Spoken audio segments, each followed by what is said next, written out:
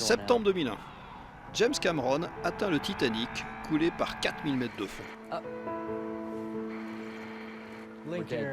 Les robots qu'il a envoyés dans l'épave deviennent incontrôlables car leur fil de guidage a cassé. Here she comes. Say goodbye. What happened? Hit her own tether. Cable broke. I can't imagine what it was like in Jim's sub because he goes through a whole range of emotions. First he loses one robot, then he loses a second robot. Well, we got our ceiling scenario and we got our kite scenario. Août 2016. Franck Vasseur relève la topographie de la source Saint-Antoine de Toulon. Depuis que la discipline existe, les plongeurs souterrains se sont donné comme mission de topographier les cavités qu'ils explorent. À l'aide d'un fil d'Ariane, d'un profondimètre et d'une boussole, ils notent sur des carnets les informations qui permettront de repérer le trajet de la galerie et d'en reconstituer le profil. James Cameron aurait-il pu éviter de perdre des centaines de milliers de dollars si ces robots avaient su rentrer sans l'aide de leur fil ?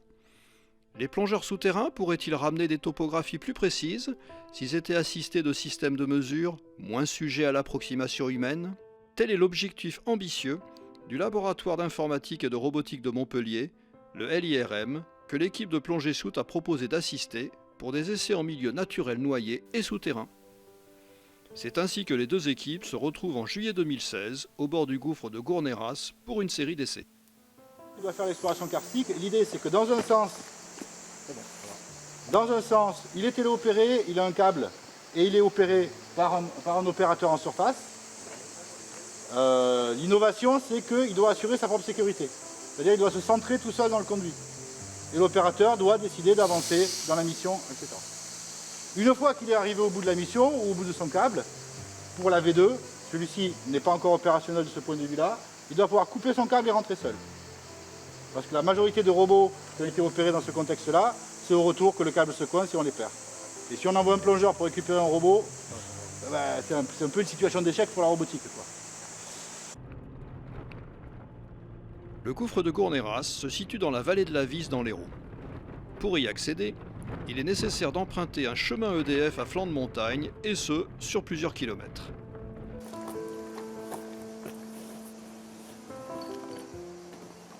Sur le chemin, et à l'aplomb du gouffre, une tyrolienne est installée. Nous y adaptons une barquette qui nous permettra à la fois de descendre le matériel de plongée et les robots du LIRM. Le matériel est chargé dans la barquette. Une fois celle-ci pleine, la barquette descend doucement le long de la tyrolienne jusqu'au bord de la vasque. Allez, allez! Là, il y a du boulot. Bon, c'est quand même physique, hein, t'en chies moins que par le chemin. L'équipe de réception réceptionne la barquette, débarque le matériel au milieu d'un chaos de rochers peu carrossables. Il a pas mis le baudard, Mehdi? Non, pourquoi? Ah non. Tu vois, là, tant qu'il est là, ça va, mais c'est quand il va aller chercher ce qu'il y a au bout, là. Lorsque la barquette est vide, l'équipe de chargement est prévenue afin de remonter la barquette pour la recharger. Et le manège des allers-retours continue.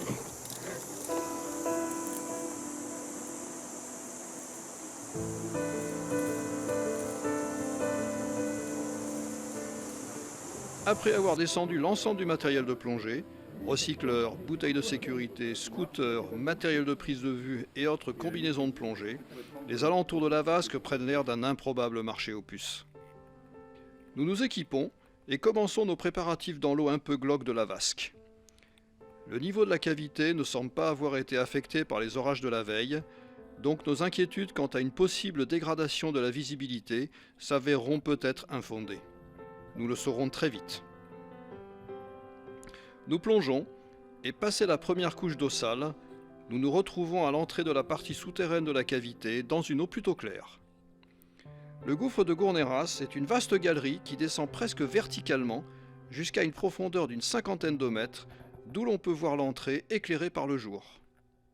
À partir du fond, la galerie se développe horizontalement. C'est une galerie très vaste qui fait penser à un long tunnel qui serpente. D'énormes blocs rocheux, sans doute tombés du plafond en des temps immémoriaux, parsèment le parcours. C'est toujours un immense plaisir de parcourir ces grands espaces, tractés par nos scooters Bonex qui allient légèreté, puissance et autonomie.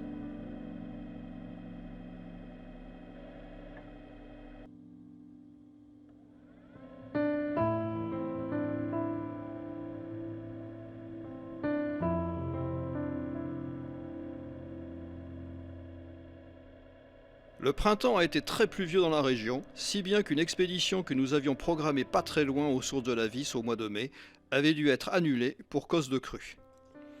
Au fur et à mesure de notre progression, nous découvrons l'impact de ces crues sur Gournayras. Non seulement la cavité est équipée de multiples fils redondants, mais en plus, nombre d'entre eux ont été cassés par la force du courant, y compris ceux en câblette d'acier. Des fils flottent ainsi, brisés, si bien que la continuité de la ligne est interrompue à de nombreux endroits.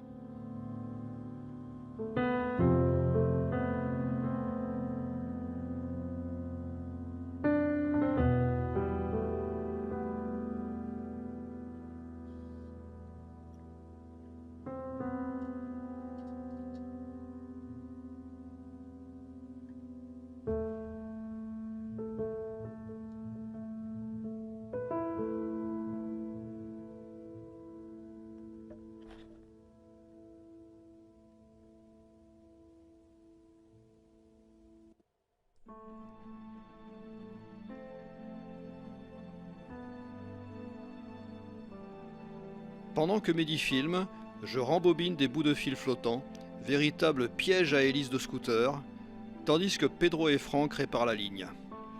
Bizarrement, les deux extrémités de la câblette sont trop courts pour les faire se rejoindre, si bien que Pedro sacrifie un peu de son précieux fil orange pour opérer la jonction. Cette opération se répétera à de nombreux endroits de la cavité.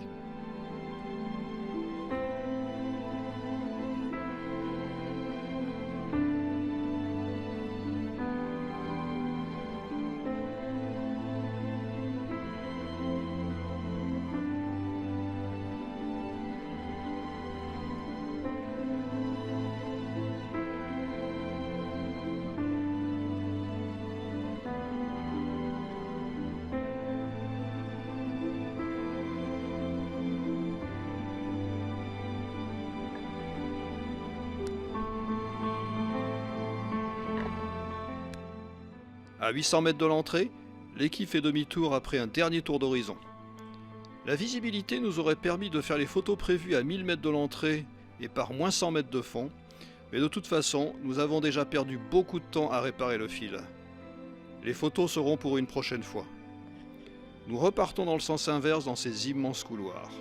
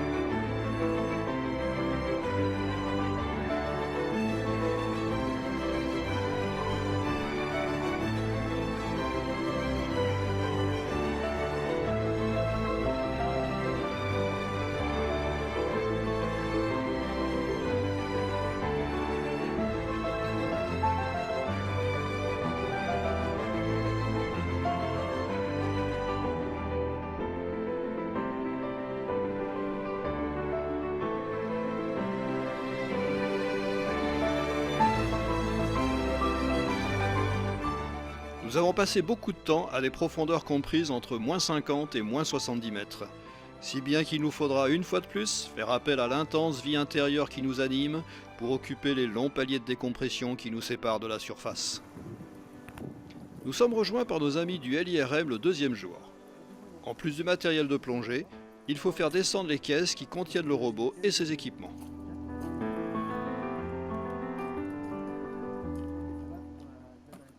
Le robot est rapidement assemblé. Il se compose de plusieurs moteurs pour le déplacement, d'un câble de filoguidage pour l'opérateur de surface, d'un sonar de progression qui calcule la distance parcourue depuis la surface, la profondeur courante ainsi que le cap, de plusieurs sonars qui balayeront les parois de la galerie afin d'en calculer la forme, ainsi que de caméras. Il peut ainsi établir une topographie complète d'une galerie et, bien que ce ne soit pas l'objet du test, de la possibilité de décrocher son câble pour revenir seul à son point de départ. Ce qui aurait évité à James Cameron les déboires qu'il a connus. L'essai du robot demande une organisation sans faille afin de garantir son succès et permettre d'en retirer le maximum d'enseignements pour l'améliorer. Comme le précise Lionel, la gestion du câble de filoguidage du robot est une partie critique tant à la descente qu'à la remontée. Pedro et Eric seront en charge de s'assurer que le câble ne s'accroche pas. Alors je pensais même que le plongeur derrière, à 5 mètres derrière le robot, suive le robot et garantisse que le câble reste mort derrière. Comme ça le robot aura la possibilité de réagir. L'entrée elle est en face, en fait il y a l'ébouli, donc on rentre dans ce panneau par là. On arrive à peu près à mi-vaste, au bien large, en fait il y a l'ébouli qui plonge. À 6 mètres, il y a un gros bloc avec nos bouteilles de sécu qui sont là, donc là on a encore à aller. Franck décrit le profil de la galerie afin de se synchroniser sur le scénario de la plongée et d'anticiper les possibles zones à problème. D'accord, mais bon, en fait c'est des gros volumes. Bon. Voilà, après on est rapidement à 12-15 mètres là, voilà, dans de profondeur. Quand vous rentrez, là, quand il y aura le plafond, on sera en profondeur à peu près entre 10 et 12. Le pilote du robot reste à la surface et pilote l'engin grâce à un joystick et un programme de suivi sur ordinateur. Les derniers paramètres sont téléchargés sur le robot. Une caméra fixée à l'avant du robot permet à l'opérateur de voir la progression. Néanmoins, il est décidé que je serai le poisson pilote et que le pilote devra se diriger selon l'endroit où je pointerai mon phare. Il est en outre décidé que la profondeur maximale d'évolution sera fixée à 40 mètres.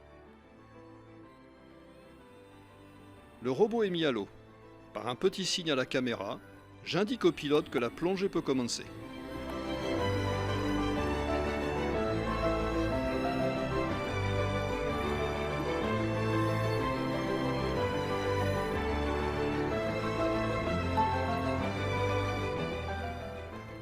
Grâce à ses moteurs directionnels, le robot avance doucement et s'enfonce lentement dans la cavité en suivant docilement la direction indiquée par mes phares. Franck a été chargé de prendre des photos du robot en plongée. À une trentaine de mètres de profondeur, le robot s'immobilise près de Franck. Ce dernier comprend que le robot le confond avec moi et qu'il attend des instructions. Franck fait signe à l'opérateur qui n'est pas le poisson pilote et qu'il faut que l'opérateur pointe la caméra et le robot vers moi, qui attend, tous mes phares allumés.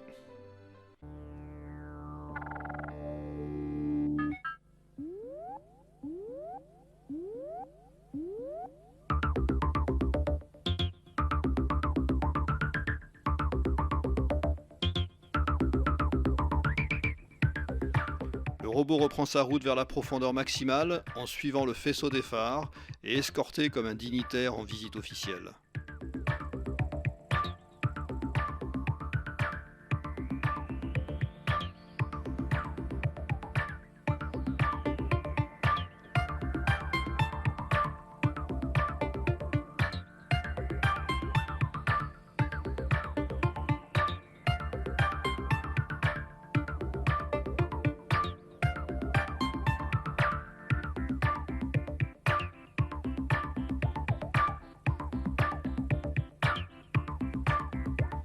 Arrivé près d'une paroi, nous voyons que le robot oscille autour d'un axe vertical. Nous nous rendons compte qu'il est coincé et ne parvient pas à reprendre sa route.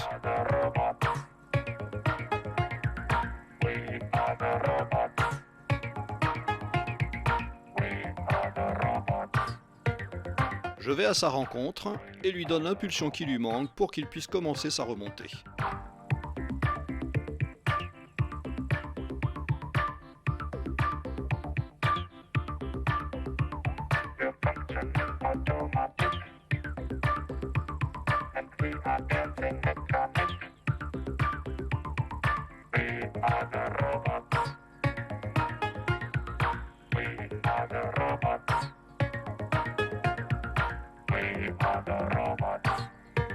C'est lors de cette phase de remontée qu'il va falloir faire attention au câble afin qu'il n'aille pas se coincer entre des rochers.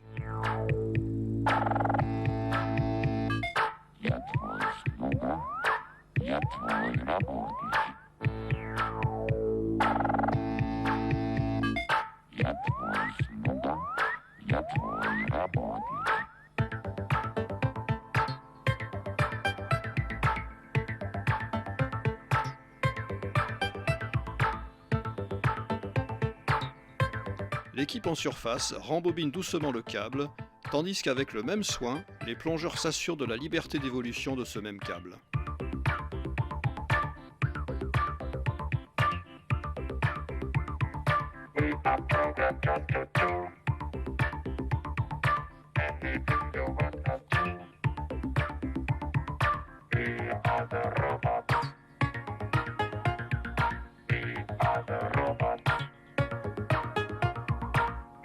Bientôt, une forme jaune commence à apparaître au voisinage de la surface.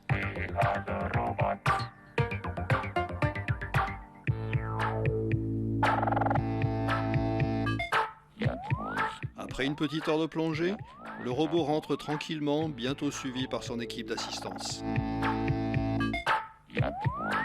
Je fais un rapide débrief avec l'équipe de surface.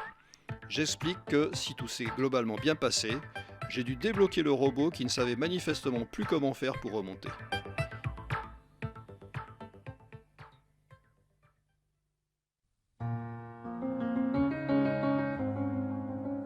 L'examen des données enregistrées par le robot durant la plongée permettra de corriger les petits bugs du logiciel de guidage. Un peu de boulot en perspective pour le LIRM. Le reste de l'histoire avait commencé quelques semaines plus tôt dans la chaleur d'une piscine varoise. À la suggestion de Franck, l'équipe du LIRM avait extrait les fonctions de relevé topographique par sonar du robot afin de les adapter sur un scooter Bonex. On disposerait ainsi d'un fantastique outil de topographie qui remplacerait avantageusement et avec une précision sans commune mesure nos profondimètres, boussoles et autres fils métrés. L'aquaticité ayant été testée avec succès en piscine, il ne restait donc plus qu'à amener l'appareil ainsi conçu, que nous avons appelé NavScoot, dans un milieu naturel avec de véritables conditions opérationnelles.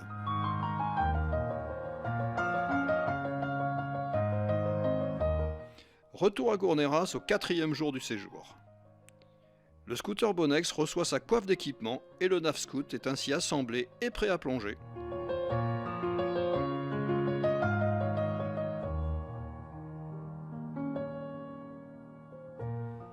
Le NavScoot se compose d'une console de visualisation qui donne aux plongeurs accès à différents paramètres de plongée, ainsi qu'à l'état des relevés topographiques, d'un sonar de progression qui mesure les paramètres de progression, distance à l'entrée, profondeur et cap, et de sonar à balayage qui enregistre le profil en coupe de la galerie.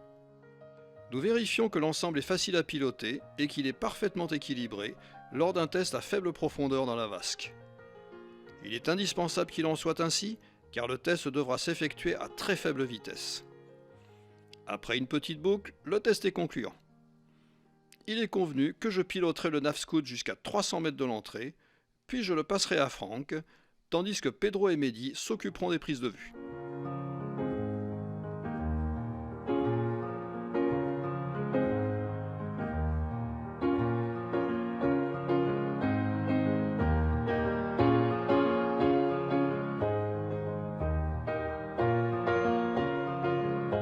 Le NavScoot est ramené près du bord afin que Luc active les derniers paramètres de fonctionnement.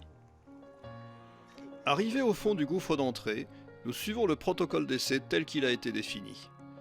Le NavScoot est piloté à faible vitesse à une distance d'à peu près 1 mètre du sol. Les sonars de balayage des parois de la galerie ont une fréquence de balayage faible et c'est pour cela qu'il est nécessaire de se déplacer à faible vitesse pour en limiter le décalage.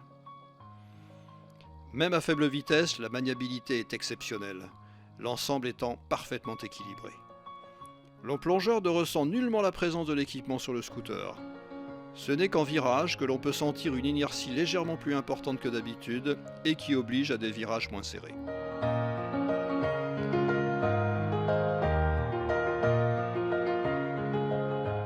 Franck et moi réalisons soudain que nous sommes seuls, sans Pedro ni Mehdi. Nous saurons plus tard qu'ils ont tous les deux eu des problèmes avec leur recycleur de secours, ce qui les a contraints à abandonner la plongée.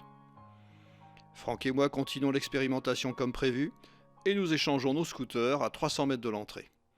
Franck continue un peu, fait demi-tour, et effectue ses paliers dans le gouffre d'entrée.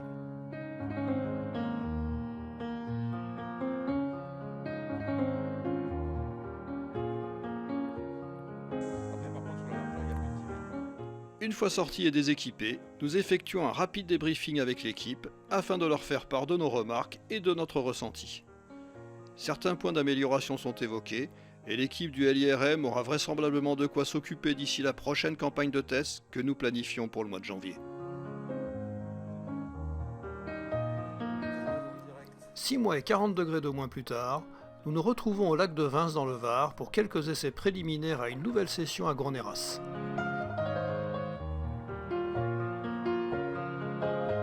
Il s'agit de valider certaines modifications hydrodynamiques ainsi que de nouvelles fonctions d'acquisition pendant la plongée. Et du coup, par contre, navigabilité, ça va mieux là?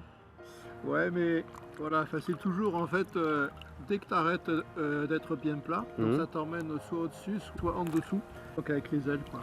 Il faut vraiment essayer de le faire le plus homogène possible. Et le fait de retirer du poids, ça a quand même bien amélioré les choses. Nous nous retrouvons quelques jours plus tard au bord du gouffre de Gourneyras. Ici aussi, nous avons perdu quelques 40 degrés depuis juillet, et bizarrement, nous sommes également moins nombreux.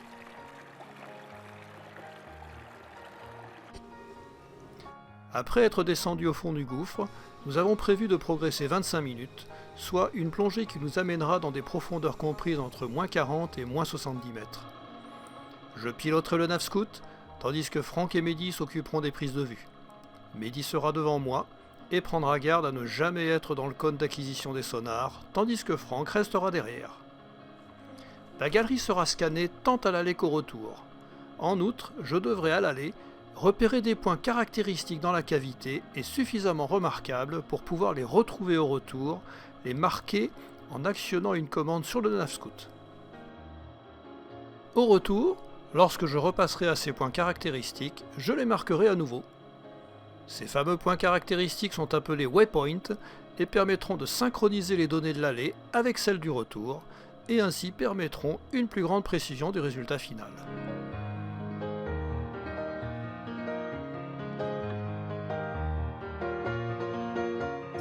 Nous arrivons à notre point de demi-tour, soit 25 minutes de progression.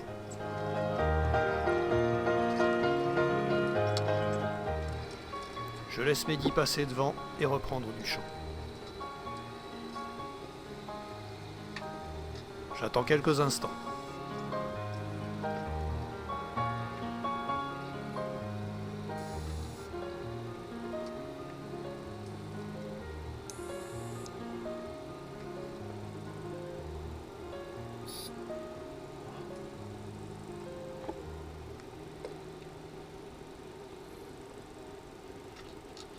J'actionne la commande d'enregistrement du waypoint de demi-tour, puis je démarre pour 25 autres minutes de mesure vers la sortie, tout en marquant les waypoints à mesure que je reconnais les points remarquables repérés à l'aller.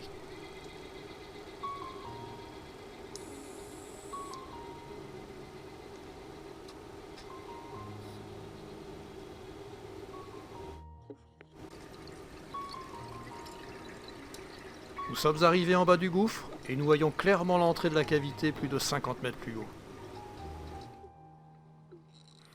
Encore une bonne heure et demie de palier de décompression et nous pourrons ressortir et débriefer avec l'équipe de surface qui confirme le caractère fantaisiste de données affichées par le Navscout car non mesurées, notamment la température de l'eau. Que la profondeur et la température... D'accord, ok. Parce qu'elle fait 319 degrés. Tu t'en es pas rendu compte? Ah non.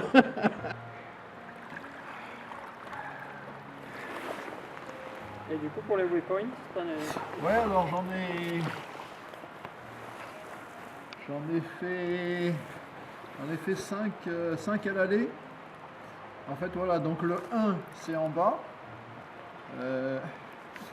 Et ensuite, quand on a stoppé, il y a le waypoint 5. En fait, il ne faut pas le prendre en compte. Le point de demi-tour, c'est le waypoint 6. okay. Et quand je suis revenu, alors il y en a un que j'ai pas retrouvé. Donc il y en aura un de moins au retour qu'à l'aller. Ok. Ah oui. Là, il y a le demi-tour et ça, c'est le retour.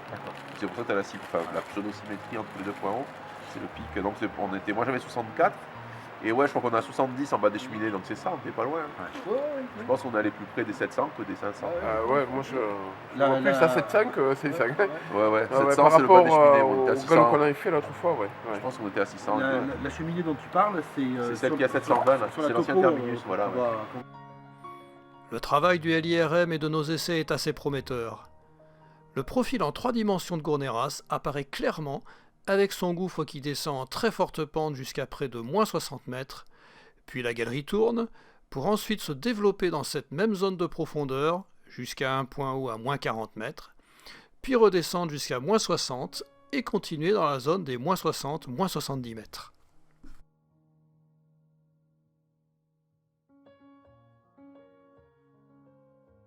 Enfin, une reconstitution tout à fait spectaculaire de la descente dans le gouffre effectuée par le robot montre bien la corrélation entre les mesures effectuées et la réalité.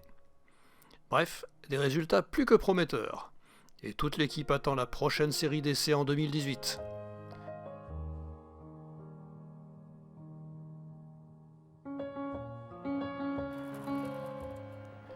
En attendant, il nous faut redescendre sur Terre et comme d'habitude, remonter les centaines de kilos de matériel jusqu'au petit chemin.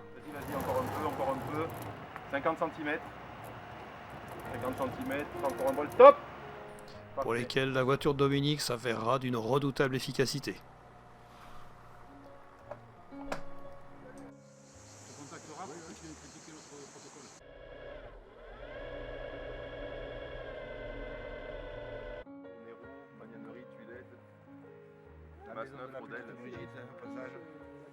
C'est dans la vallée de la 10, c'est avant d'arriver à Madière, le grand virage avant d'arriver à la centrale. Vas-y, bouge encore, Mehdi. Vas-y, bouge.